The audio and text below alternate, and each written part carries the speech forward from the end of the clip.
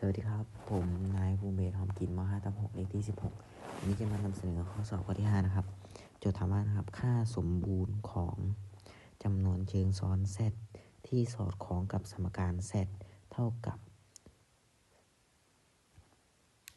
5บวก 6i นะครับลบวงเล็บ3บวก i คูณ2บวก i นะครับเราจะทำระหว่างก่อนนะครับซึ่งจะเป็น3ลบ i นะครับ2บวก i นะครับเท่ากับ6บวก 3i ลบ 2i ลบ i กำลัง2เท่ากับ6บวก i บวก1จะเท่ากับ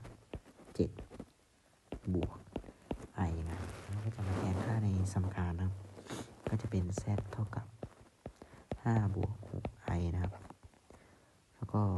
ลบกับ7บวก i นะครับเท่ากับลบ2นะครับบวก 5i เราก็จะมาหาค่าสมบูรณ์นะครับ